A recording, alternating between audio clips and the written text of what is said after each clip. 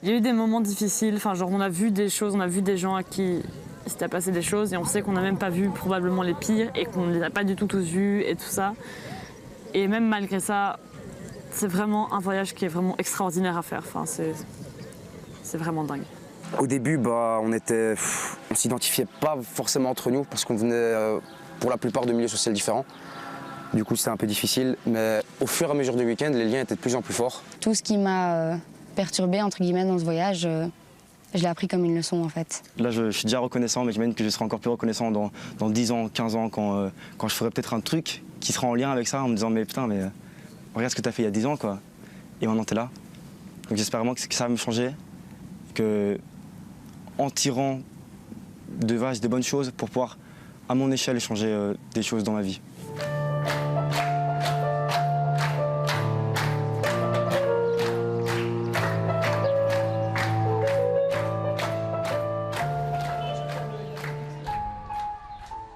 Depuis tout petit, j'entends parler de ce conflit israélo-palestinien sans savoir vraiment ce que c'est.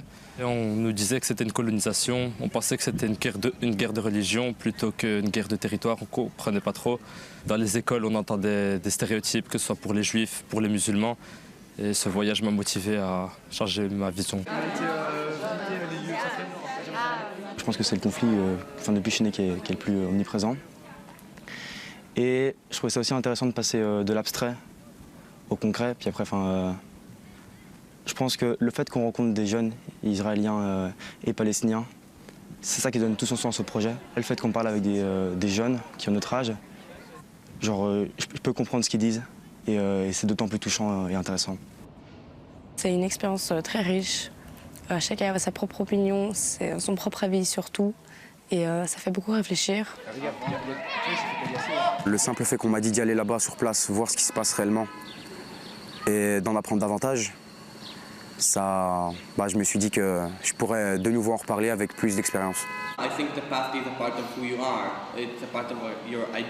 On a rencontré des Israéliens qui étaient hyper sympas, ils étaient hyper ouverts sur plein de sujets, et quand même sur le sujet du conflit, ils étaient hyper fermés, ils justifiaient des choses comme les contrôles aux faciès aux aéroports, et les voir et me rendre compte qu'en fait ils étaient à la fois aussi ouvert et à la fois aussi fermé, ça m'a fait me demander si moi aussi j'étais pas dans une bulle totalement.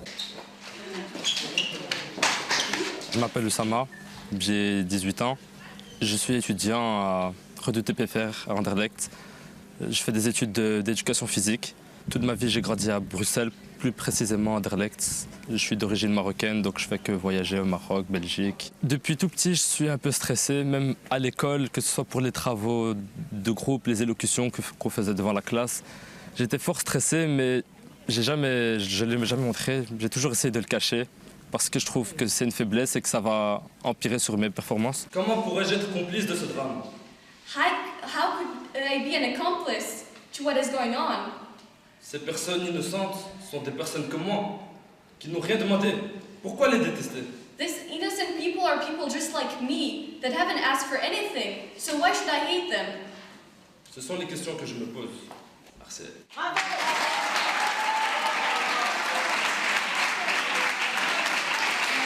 J'ai essayé d'être naturel, j'ai eu que des bons retours et ça m'a motivé. Maintenant, je me sens beaucoup plus à l'aise.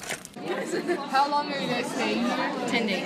Je m'appelle Charline, j'ai 17 ans, je vais à l'école de Crolly. J'adore traîner avec mes amis comme tout le monde après l'école. De Crolly, il n'y a pas énormément de mixité, et donc tu traînes un peu toujours avec les mêmes personnes. The students coming from Brussels came from 4 different schools. Vous voyez, les élèves de Bruxelles d'ici viennent de 4 écoles différentes.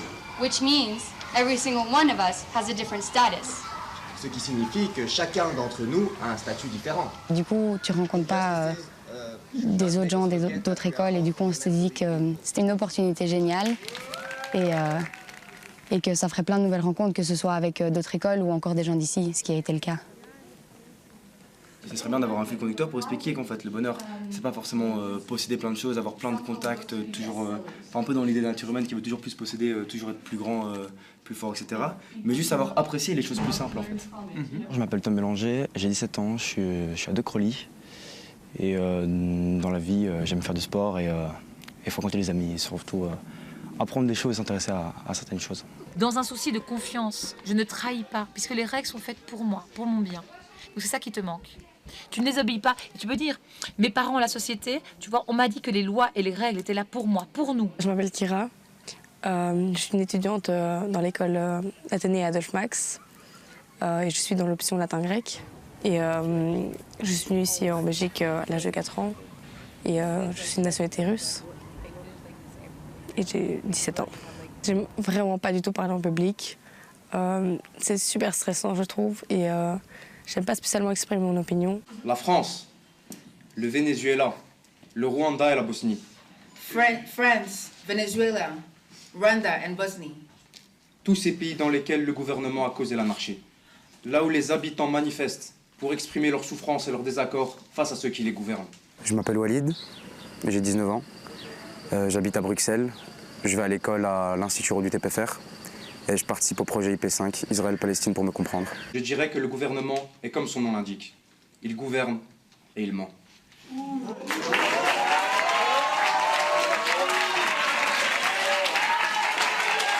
Parler en public, c'est quelque chose que j'aurais jamais pu faire auparavant. Puis en fait, je me suis lancé, je me suis forcé et j'y ai pris goût, j'ai aimé. J'adore faire des joutes en fait. Et ouais, le stress, il est toujours. La douleur, la colère, la tristesse ne sont les monopoles ni d'un peuple, ni d'une personne. Pourtant, tous les jours, des gens cherchent à combattre des injustices passées qui ne pourront jamais être changées. Je m'appelle Suzanne Rapin, j'ai 17 ans, je vais à l'école à l'Athénée Adolphe Max, donc à Bruxelles. S'encombrer d'un passé ancien et inutile nous empêche d'avancer et nous fait manquer toutes les belles choses de la vie. Keep on with an old and useless past will not allow you to keep moving forward. Merci beaucoup. J'étais plutôt à l'aise à parler en public, enfin j'avais pas de problème particulier avec ça, mais enfin j'ai toujours le stress avant et tout ça, mais c'est jamais quelque chose qui m'a fait extrêmement peur. On a été manger dans un restaurant local. We went to eat in a local restaurant. On m'a proposé du houmous. And hummus was offered to me. J'ai goûté. Oh, c'est dégueulasse. I tried it. Ew, but that was disgusting. Moi, ce que je veux, c'est des frites, c'est des bières, c'est de la fricadelle et des moules. Le bonheur n'est pas personnel. Happiness is not individual. Le bonheur est culturel, et la culture, ça s'apprend. It is cultural, and culture is taught. Une globale, c'est une thématique qui est imposée à 2 équipes ou à 2 personnes, ça dépend, où tu dois défendre un sujet en faisant une argumentation pour convaincre le jury et le public que ton côté du sujet est le bon. On nous donne une position, on ne choisit pas. Du coup, des fois, c'est compliqué de trouver un argument quand on est pour, en vrai, pour la thèse, alors que dans la journée contre. Et ensuite, il faut formuler. Ça, je pense, c'est le plus compliqué. Surtout une belle accroche au début et une belle fin, parce que c'est ça qui compte le plus dans les joutes. Et après avoir préparé tout ça, on s'exerce un peu pour avoir une bonne intonation, bien s'exprimer et faire de bonnes pauses de silence quand il faut. Et puis on fait la joute et que le meilleur gagne. Il y a eu un accident. Ah, l'accident, il l'appelle Attends, on va laisser un peu. Ils sont en train de le soigner. Eux, c'est dans la voiture. Ah, on est là, on est là. Regarde ton coéquipier. Allez. Accident. Ouais, What happens? You can look around. À chaque fois qu'on rencontrait un groupe, en fait, c'est hyper bizarre de commencer à parler comme ça. Enfin, genre, ça fait que personne n'est très à l'aise. Du coup, chaque fois, on faisait des activités pour briser la glace. Donc, il y en avait une qu'on a fait quasiment à chaque fois. C'était déjà pour retenir les prénoms et puis pour observer plus les gens. C'était la première personne dit son nom et fait un geste en même temps. Donc, par exemple, moi, je dis Suzanne et puis je fais mon geste. Et puis la personne à côté de moi va dire Suzanne, faire mon geste et puis après va dire son prénom et inventer un autre geste. Suzanne, Thibaut. Suzanne, Thibaut, Zeynep, Hassan, Marion, Pascal, Ali, Kevin. Il y avait aussi plein de jeux pour faire de l'énergie. Enfin, il y avait le Shibafu.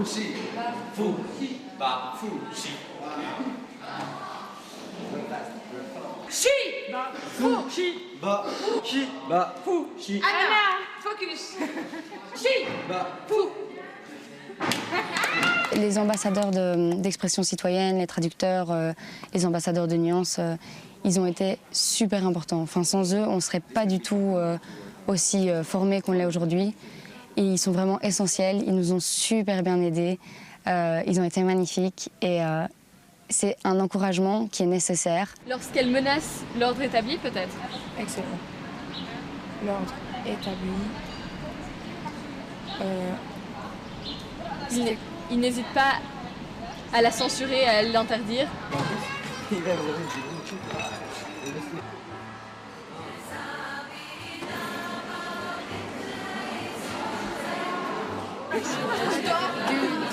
Do sports like rock climbing? You two are the most experienced. I don't know the most, but like.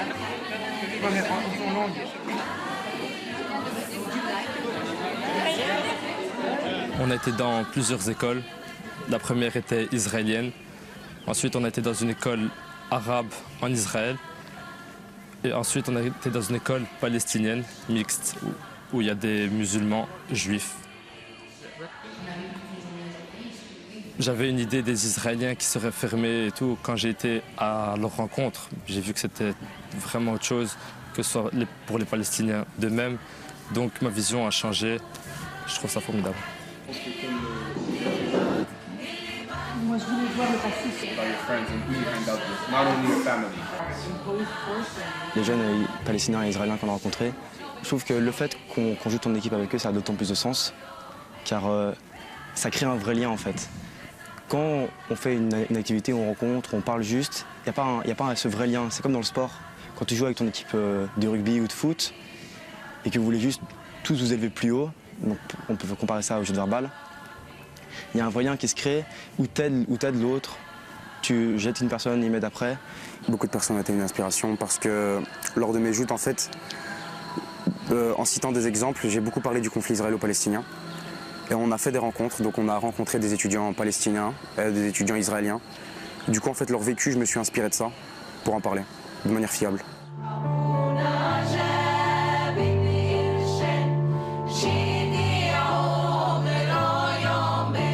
La chorale qu'on a été voir, c'est une chorale avec des musulmanes, des femmes musulmanes, chrétiennes et juives qui chantent ensemble pour la paix. C'était très beau et riche en émotions.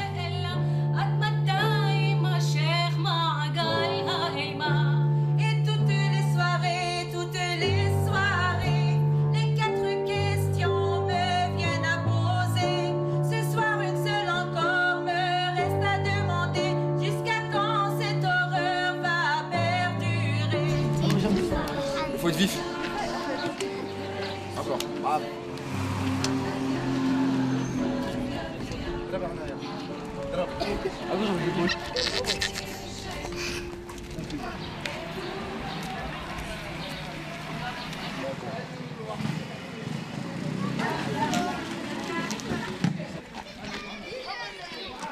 C'était bien là. Le moment qui m'a marqué le plus, c'est quand on était au camp Haïda, donc le camp de réfugiés palestiniens. C'était beaucoup d'émotions parce que on a joué avec des enfants qui en fait, en voyant ça, en fait, je me suis dit que leur vie, voilà, c'est quelque chose de triste. Et en les voyant avec le sourire, ça m'a changé en fait. Je me suis dit qu'on a tendance à se plaindre pour rien. Alors que de notre côté, la vie est belle. C'est moi qui l'aime bien. On a vu des enfants, tous avec le sourire, avec une joie de vivre. Alors qu'il y avait le mur qui les séparait juste à côté, nous on partageait avec eux, on rigolait avec eux. Et c'était incroyable, ils avaient le sourire, la joie de vivre.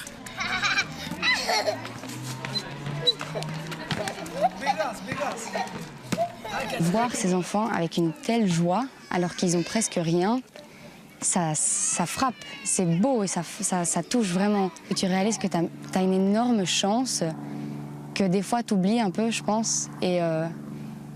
Et là, juste voir ces enfants sourire comme ça, c'était magique, quoi.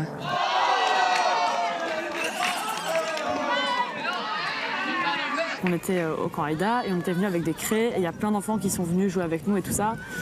Et à côté, il y avait le mur et il y avait les tags. Et en fait, nous, on était sur des marches comme ça. Et là, il y avait le mur, et donc sur les murs, il y avait plein de tags, avec certains jolis, certains c'était juste des signatures, et sur les marches, c'était pareil. Et, enfin, genre, et puis j'ai rencontré, enfin, genre, c'était des gamins et des gamines qui étaient juste hyper mignons et hyper gentils et tout ça. Et on se dit, enfin, le fait qu'on veuille empêcher ces gens-là de sortir, enfin, de ne pas pouvoir bouger, on veut briser leur avenir, ça, enfin, c'était quelque chose qui m'a fait extrêmement mal, mais c'était pas pour leur... Enfin, là maintenant, ils avaient l'air heureux. C'était pas ça le problème, c'était, enfin, genre, je connais pas leur vie ni rien, mais c'est par rapport aux possibilités qu'ils et elles auront plus tard que c'était dur.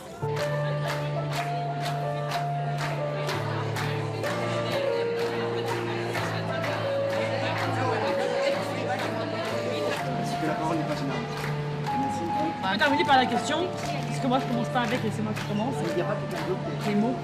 Yeah, like they said, you can burn books, but you will always remember the words. So why is she still wearing clothes? And it's also very unrealistic to say that. Yeah. 3 syllabes. Con, ta. Je te passe le bien parce que j'ai encore trouvé quelque chose de correct. Pour ce qui est des joutes verbales, ça m'a donné plus confiance en moi. Je m'exprime beaucoup mieux. Je pense que j'ai fait un réel chemin, parce qu'on avait fait une première joute, un week-end de formation au musée juif, où j'ai vraiment eu du mal à m'exprimer en public. J'étais très stressé, on nous a vraiment poussé à nous dépasser. Et je pense que c'est là, à ce moment-là que j'ai réussi un peu à me libérer de ce stress. Condamné. 3 syllabes. Un mot, une parole. Condamné. Sentenced. Une parole exprimée par l'autorité A word said by the authority qui donne la force, la puissance et la supériorité. Nos bouches sont des fusils. Our mouths are guns. Nos mots sont des balles. Our words are bullets. Et contre les mots, il n'y a pas de gilet pare-balles. Les Palestiniens n'ont pas réussi à se défendre uniquement avec des mots.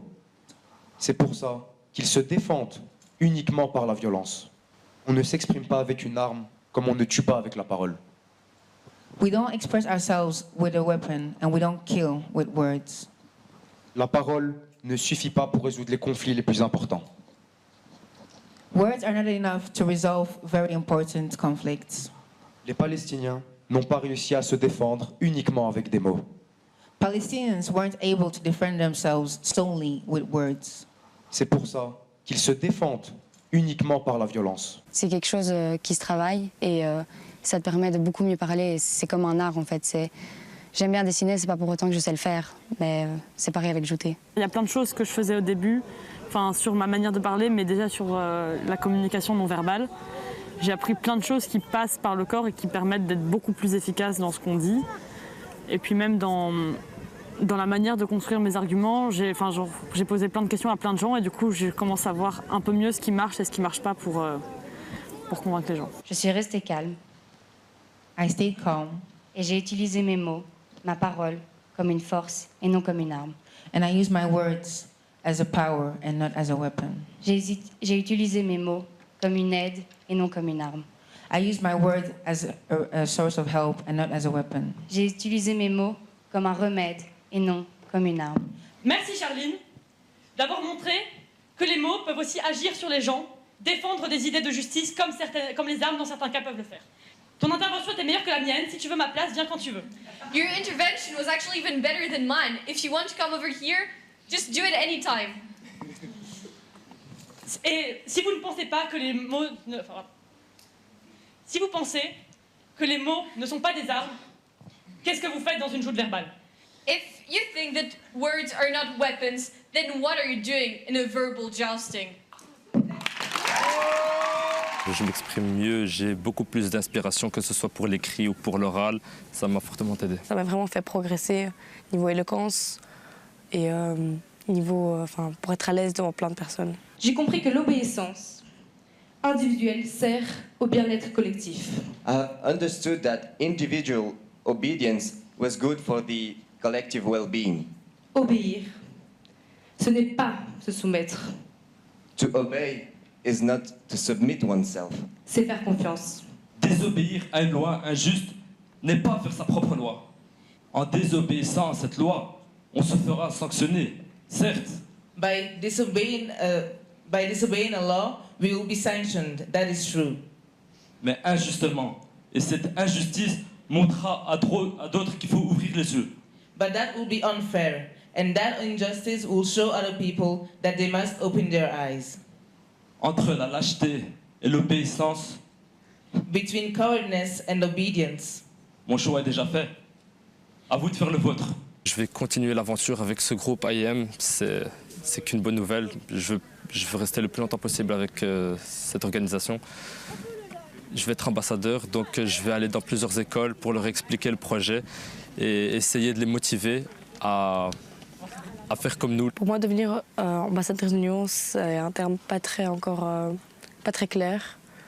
Mais déjà, la notion de nuance est très importante parce que justement, comme on voit plusieurs côtés différents, on apprend à nuancer et à voir, pas juste être clair, précis. Ça, on apprend plus à réfléchir. Ça ne signifie pas que tu n'as plus d'avis et que tu es totalement partiel. Je pense qu'en étant ambassadeur de nuance, tu gardes ton avis. Mais de ton avis, tu peux prendre tous les côtés. Tu peux dire pourquoi il y a ça, pourquoi il y a ça. Et même sans apporter de résolution au conflit, parce que c'est un truc trop compliqué, tu peux, aux gens qui ont un avis trop tranché, comme moi j'ai peut-être eu un avis tranché avant de partir, leur apporter de la nuance. Être ambassadrice de nuance, c'est déjà quelque chose d'hyper important, parce que ça prouve à moi-même, mais aussi aux autres, qu'il n'y a pas qu'un avis qui compte et que tu n'es pas obligé d'être d'une extrême ou d'une autre. Tu peux carrément être nuancé, comme dans ce conflit.